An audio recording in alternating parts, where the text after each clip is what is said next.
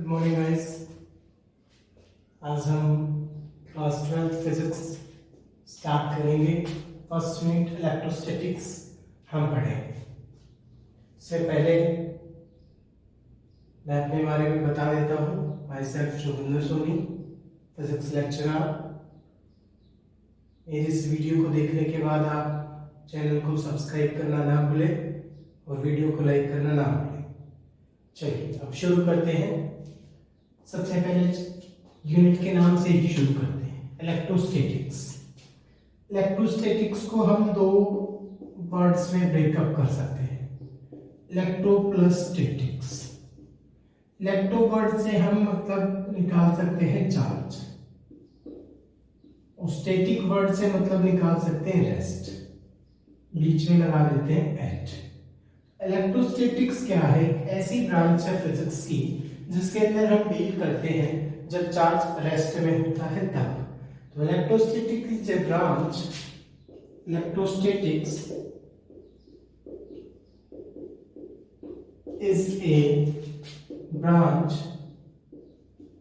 of physics in which we deal with charge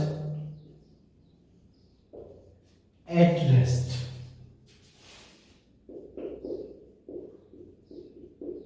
जब charge rest में होगा तो उसके बारे में डील करते हैं। जिस फिजिक्स की ब्रांच के अंदर उसे हम इलेक्ट्रोस्टैटिक्स के नाम से जानते हैं, या इसे स्टैटिक इलेक्ट्रिसिटी भी कहा जाता है। It is also known as static electricity.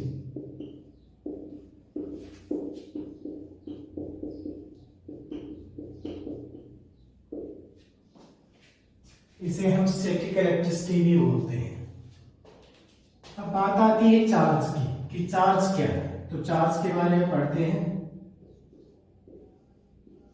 Charge एक प्रॉपर्टी होती है किसी भी मटेरियल की। It is an intrinsic property of a material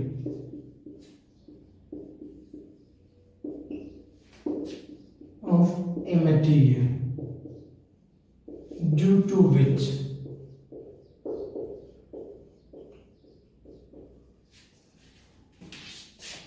it produces electric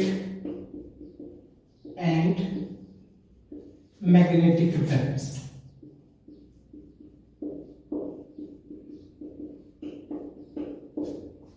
charge एक इंट्रिंसिक प्रॉपर्टी है किसी भी मटेरियल की जिसकी वजह से वो इलेक्ट्रिक और मैग्नेटिक इफेक्ट्स प्रोड्यूस करता है।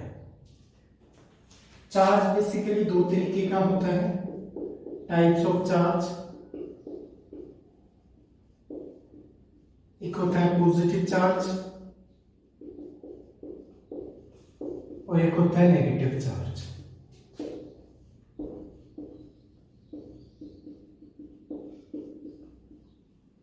चार्ज के बारे में कि चार्ज दो तरीके का होता है, ये बेंजामिन फ्रैंकलिन साइंटिस्ट ने बताया था। बेंजामिन फ्रैंकलिन साइंटिस्ट था जिसने चार्ज के बारे में बताया था। अब चार्ज की बात ही करेंगे। चार्ज को कैसे मेजर करते हैं? एसआई यूनिट होती है चार्ज की कूलम। कूलम एक साइंटिस्ट था जिसके नाम पर इसकी यूनिट रखी गई, सी से रिप्रेजेंट करते हैं। सीजीएस यूनिट होती है चार्ज की, CGS unit of charge state coulomb.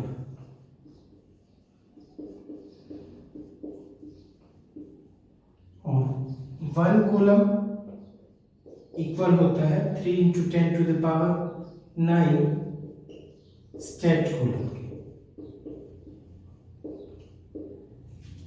ये कूलम और स्टेट कूलम के बीच के रिलेशन है कि एक कूलम जो है वो इतने स्टेट कूलम के बीच में बराबर होता है। अब हम ये जानेंगे कि किसी भी चीज के ऊपर पॉजिटिव चार्ज तो कैसे आता है, नेगेटिव चार्ज कैसे आता है, या कैसे बेंजामिन फ्रैंकलिन ने पता लगाया कि इनके ऊपर पॉजिटिव और नेगेटिव चार्ज कहाँ से आए। तो बेंजामिन फ्रैंकलिन ने कन्वेंशन की थी उस टाइम पे। बेंजामिन फ्रैंकलिन ने क्या किया कि ग्लास रोड ली थी और उस ग्लास रोड को रब किया एक बार सिल्क क्लॉथ के साथ और एक बार रब किया रबर के साथ। जब बेंजामिन फ्रैंकलिन ने ग्लास रोड को सिल्क के साथ रब किया तो उसके इसमें तो ग्लास रोड के ऊपर पॉजिटिव चार्ज आया था, और जब रबर के साथ रब किया तो उसके इसमें नेगेटिव चार्ज आया था। जहां से बेंजामिन फ्रैंकलिन ने दो टाइप के चार्जेस दिए थे, पॉजिटिव चार्ज और नेगेटिव चार्ज। उसने कहा था कि जब ग्लास रोड को रब किया जाता है सिल्क क्लॉथ के साथ तो इट एक्वायर्स पॉजिटिव चार्ज, तो ये पॉजिटिव चार्ज एक्वायर कर लेती है। Similarly when it rubs with the rubber then it acquires negative charge, तो ये नेगेटिव चार्ज एक्वायर कर लेती है। अब पॉजिटिव चार्ज किस केस में आता है और नेगेटिव चार्ज कैसे आता है इसकी बात हम करते हैं।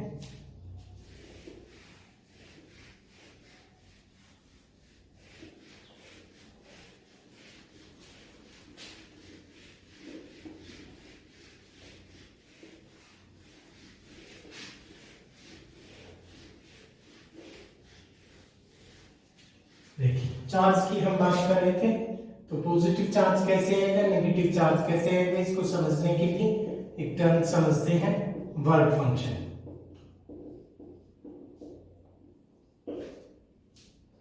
वर्क फंक्शन क्या है, ये एक मिनिमम अमाउंट ऑफ एनर्जी होती है जो रिक्वायर्ड होती है किसी भी इलेक्ट्रॉन को मेटल सरफेस से बाहर निकालने के लिए। The minimum amount of energy required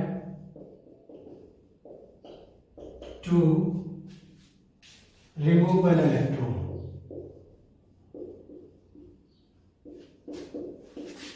from metal surface or any surface। किसी भी सरफेस या मेटल सरफेस से इलेक्ट्रॉन को बाहर निकालना है तो हमें कुछ अमाउंट में एनर्जी सप्लाई करनी पड़ेगी, और वो मिनिमम अमाउंट ऑफ एनर्जी जो रिक्वायर्ड है उसे वर्क फंक्शन कहा जाता है, और इस वर्क फंक्शन को फाई से रिप्रेजेंट किया जाता है। It is denoted by phi.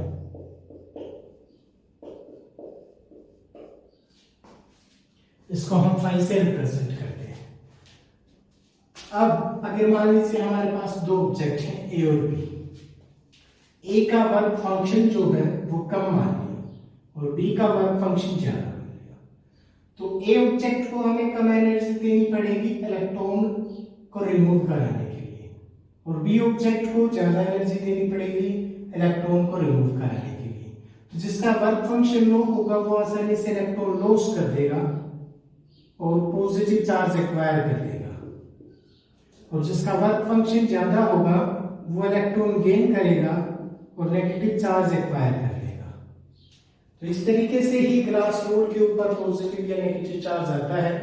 जब ग्लास रोड का वर्क फंक्शन कम होता है तो वो पॉजिटिव चार्ज एक्वायर करेगी, और जब ग्लास रोड का वर्क फंक्शन ज्यादा होगा तो वो नेगेटिव चार्ज एक्वायर करेगी।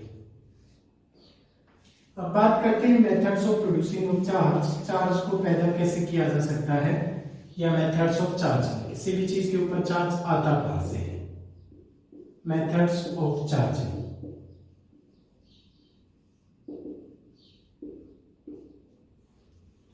बेसिकली चार्जिंग के तीन मेथड्स हैं, bye conduction, bye frictional, by induction और इलेक्ट्रोस्टैटिक इंडक्शन।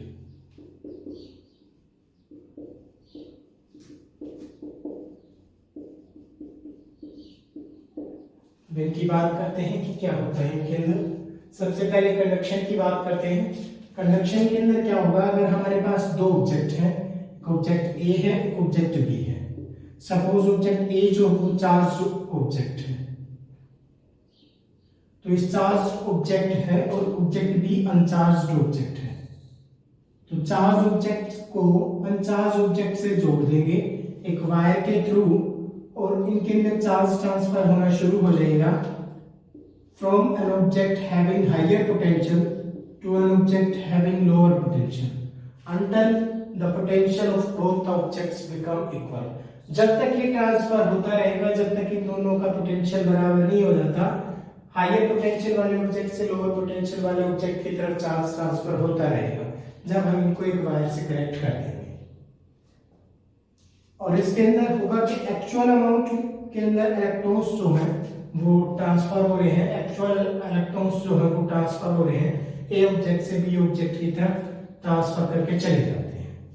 अब बात करते हैं B object, B second part की, फ्रिक्शन की। फ्रिक्शन की अंदर क्या होता है, जब कभी भी हम दो ऑब्जेक्ट्स को रब करते हैं, व्हेन वी रब टू ऑब्जेक्ट्स दे एक्वायर चार्ज, दे एक्वायर चार्ज, तो वो चार्ज एक्वायर कर लेते हैं फ्रिक्शन की वजह से। क्योंकि जब हम दो ऑब्जेक्ट्स को रब करते हैं, जैसे सपोज एग्जांपल के लिए हम अपने हाथों को रब करना शुरू करें, जब हम अपने हाथों को रब करेंगे तो हीट पैदा होगी, और जो हीट पैदा होगी वो हीट एनर्जी यूटिलाइज होगी वर्क फंक्शन की फॉर्म में। तो जिस हाथ का वर्क फंक्शन कम होगा वो इलेक्ट्रॉन लॉस कर देगा, और जिसका वर्क फंक्शन ज्यादा होगा वो इलेक्ट्रॉन गेन कर लेगा और चार्ज हो जाएगा। और इस तरीके से इलेक्ट्रॉन एक ऑब्जेक्ट से दूसरे ऑब्जेक्ट की तरफ चला जाता है, ट्रांसफर हो जाता है। अब थर्ड बात करते हैं इलेक्ट्रोस्टैटिक इंडक्शन की। ये कैसा मेथड है चार्जिंग का जिसके अंदर बगैर किसी फिजिकल कांटेक्ट के किसी ऑब्जेक्ट को चार्ज किया जाता है, in which an object becomes charged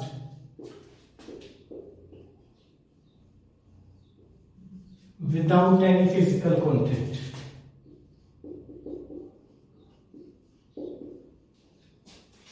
बगैर किसी फिजिकल कांटेक्ट के ऑब्जेक्ट को चार्ज किया जाता है।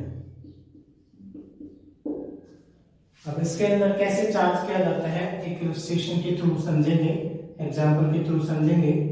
जैसे सपोज हमारे पास एक मेटल स्फीयर है, इसको एक इंसुलेटिंग स्टैंड के ऊपर रख दिया। इनिशियली ये न्यूट्रल है, मतलब अनचार्ज है। अब सेकेंड स्टेप में क्या करेंगे, इसके पास एक ग्लास रोड ले आएंगे, ग्लास रोड के ऊपर पॉजिटिव चार्ज होता है,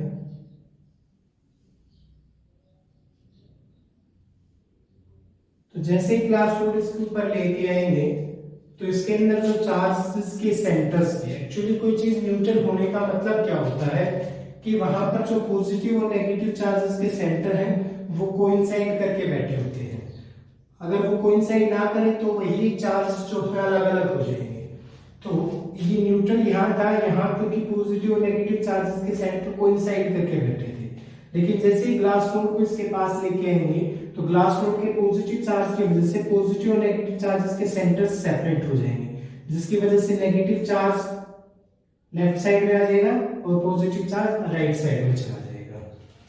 अब थर्ड स्टेप पे क्या करेंगे, इस मेटल स्फीयर को ग्राउंडेड कर देंगे, एक वायर लेंगे और अर्थ से कनेक्ट कर देंगे इसको। तो जैसे ही अर्थ से कनेक्ट करेंगे तो इसके अंदर जितना भी पॉजिटिव चार्ज था वो सारा खत्म हो जाएगा, क्योंकि इक्वल नंबर ऑफ इलेक्ट्रॉन जो हो अर्थ से ट्रांसफर होकर इस मेटल स्फीयर के अंदर आ जाएंगे, या आप ये कह सकते हो कि पॉजिटिव चार्ज ट्रांसफर कर जाएगा, अर्थ के अंदर फ्लो कर जाएगा। अब सी पार्ट के अंदर इसमें सिर्फ एक ही चार्ज बच गया, नेगेटिव चार्ज। अब डी पार्ट के अंदर क्या करेंगे, इस ग्लास रोड को रिमूव कर देंगे। जैसे ही ग्लास रोड को रिमूव करते हैं तो ये जो नेगेटिव चार्ज था ये यूनिफॉर्मली डिस्ट्रीब्यूट हो जाएगा और पूरे मेटल स्फीयर जो है वो नेगेटिवली चार्ज हो जाएगी बगैर किसी फिजिकल कांटेक्ट के, नेगेटिवली चार्ज। तो इस तरीके से किसी भी ऑब्जेक्ट को जो अनचार्ज ऑब्जेक्ट है उसको हम चार्ज कर सकते हैं।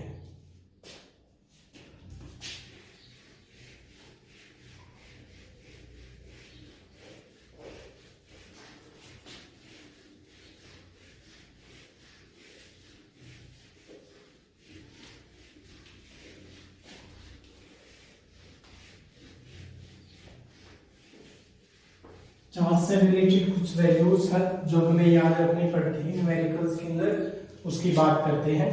जैसे इलेक्ट्रॉन का चार्ज कितना होता है, प्रोटॉन का चार्ज कितना होता है, न्यूट्रॉन का चार्ज कितना होता है, अल्फा पार्टिकल का चार्ज कितना होता है। ये वैल्यूज हमें न्यूमेरिकल्स में याद रखनी होती है। इलेक्ट्रॉन का चार्ज माइनस ई से रिप्रेजेंट किया जाता है और ई की वैल्यू होती है 1.6 इंटू 10 की पावर माइनस 19 कूलम। प्रोटॉन का चार्ज प्लस ई से रिप्रेजेंट किया जाता है और इसकी वैल्यू होती है प्लस 1.6 इंटू 10 की पावर माइनस 19 कूलम। न्यूट्रॉन के ऊपर कोई चार्ज नहीं होता, ये न्यूट्रल होता है। अल्फा पार्टिकल की बात करें तो अल्फा पार्टिकल के ऊपर प्रोटॉन से डबल चार्ज होता है। और इनके मासेस की अगर हम बात करें तो इलेक्ट्रॉन के मास की अगर हम बात करें तो इलेक्ट्रॉन का मास होता है 9.1 इंटू 10 की पावर माइनस 31 किलोग्राम। प्रोटॉन के मास की बात करें तो ये होता है 1.67 इंटू 10 की पावर माइनस 27 किलोग्राम। प्रोटॉन और न्यूट्रॉन का मास अप्रोक्सीमेटली सेम ही होता है। अल्फा पार्टिकल का मास होता है 4 times mass of proton. Proton के मास से 4 टाइम्स ज्यादा होता है अल्फा पार्टिकल का मास। तो ये वैल्यूज आपको याद रखनी है, न्यूमेरिकल्स में इनकी जरूरत पड़ती है हमें।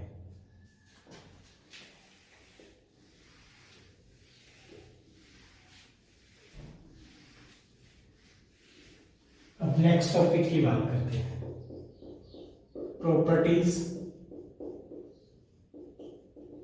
Of charge. चार्ज की प्रॉपर्टीज क्या क्या? बेसिकली चार्ज की 4 प्रॉपर्टीज होती हैं। कुछ बुक्स में 3 भी लिख रखी हैं, कुछ बुक्स में 4 लिख रखी हैं। हम 4 पढ़ेंगे। फर्स्ट प्रॉपर्टी है एडिटिविटी ऑफ चार्ज।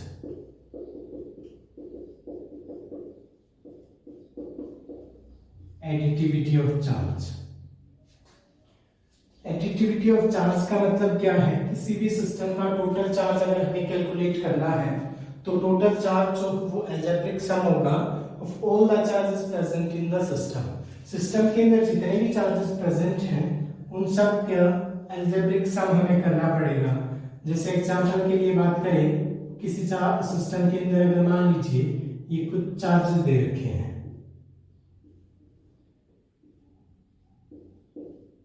और हमसे कहा जाए कि अलजेब्रिक इसका टोटल चार्ज निकालिए।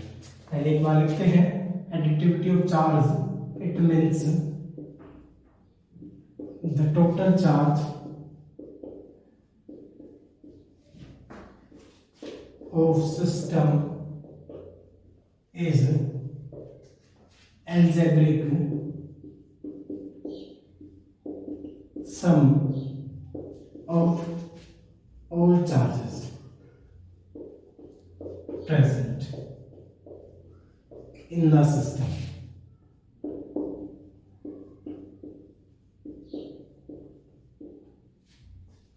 अब देखिए, जैसे सिस्टम की बात की जाए, इसका टोटल चार्ज अगर हमें निकालो, चार्ज को Q से रिप्रेजेंट किया जाता है, तो जितने भी चार्जेस हैं वो विद साइंस कंसीडर किए जाते हैं। +2e - 3e +2e - 2e +4e। तो ये हमारे पास 2e तो कैंसिल हो गया, 2 + 4 6, 6 - 3 3e। तो टोटल चार्ज होगा Q = 3e। इस तरीके से हम किसी भी सिस्टम का टोटल चार्ज निकाल सकते हैं। सेकेंड प्रॉपर्टी है conservation of charge.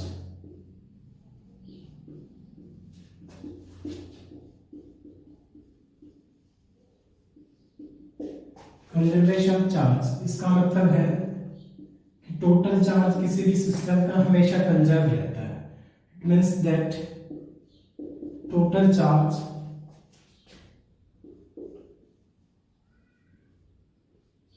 of a system remains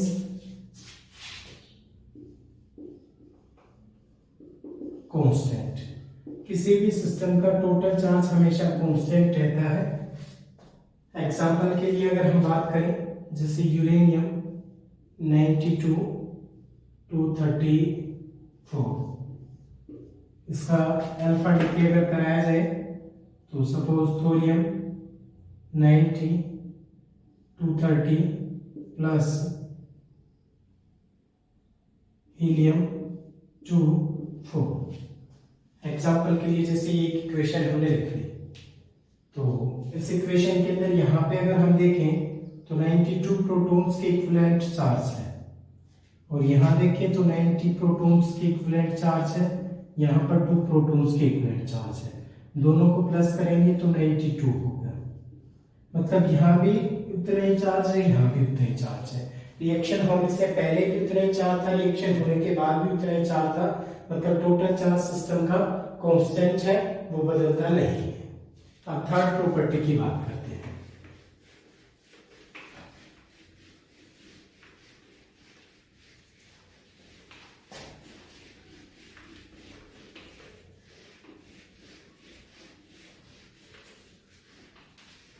third property हमारे पास है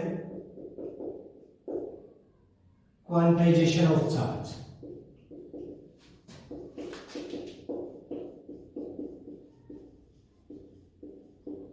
क्वांटाइजेशन ऑफ चार्ज का मतलब है कि किसी भी सिस्टम का जो टोटल चार्ज है वो क्वांटाइज है, और हम लिखते हैं the total charge of the system, charge of A system is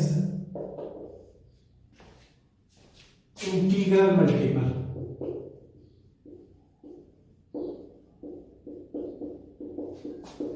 of basic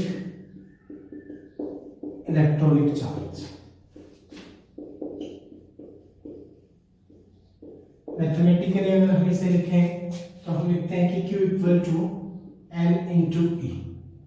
Q equal होता है N इंटू ई के, जहां पर N जो वो एक इंटीजर होता है जो प्लस का भी हो सकता है माइनस का भी हो सकता है, और E जो है ये बेसिक इलेक्ट्रॉन का चार्ज होता है जिसकी वैल्यू 1.6 इंटू 10 की पावर माइनस 19 कूलम, ये इलेक्ट्रॉन का चार्ज होता है। इस क्वांटाइजेशन ऑफ चार्ज का बेसिक मतलब अगर हम समझना चाहें तो हम ये कहेंगे कि किसी भी सिस्टम के अंदर जब चार्ज एग्जिस्ट करता है तो वो इलेक्ट्रॉन्स की फॉर्म में एग्जिस्ट कर रहा है, चाहे प्रोटॉन की फॉर्म में एग्जिस्ट कर रहा है, जैसे भी चार्ज एग्जिस्ट कर रहा है, पर वो क्वांटाइज है, उसकी क्वांटिटी फिक्स है और इंटीजर्स की फॉर्म में है। वो कभी भी फ्रैक्शन की फॉर्म में नहीं होगा, जैसे 1/3 चार्ज नहीं होगा, 2/3 चार्ज नहीं होगा, इस तरीके से चार्ज नहीं मिलेगा। चार्ज होगा तो इलेक्ट्रॉन के चार्ज का 2 गुना होगा, 5 गुना होगा, 7 गुना होगा, इस तरीके से चार्ज जो है वो क्वांटाइज्ड है। ये थर्ड प्रॉपर्टी थी चार्ज की। अब फोर्थ प्रॉपर्टी की बात करते हैं, इनवेरिएंस ऑफ चार्ज।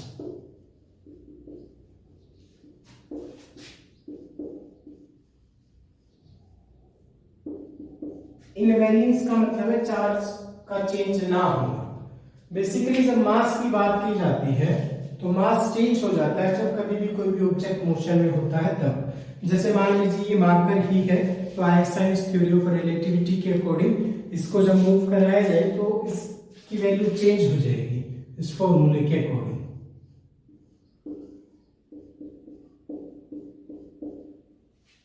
मास जो वो वेरिएंट है, ये वेरिएंट है, चेंज हो जाता है जब मोशन में हो। और चार्ज भी मास की तरह ही प्रॉपर्टी है किसी भी ऑब्जेक्ट की, लेकिन चार्ज जो वो चेंज नहीं होता, तो charge remains same when an object is in motion। जब कभी भी कोई भी ऑब्जेक्ट मोशन में होता है तो चार्ज हमेशा सेम रहता है, उसका मैग्नीट्यूड चेंज नहीं होता, बदलता नहीं है, और इसी के साथ चार्ज की प्रॉपर्टीज खत्म होती है। Thank you for this session. Next session में हम आगे करेंगे।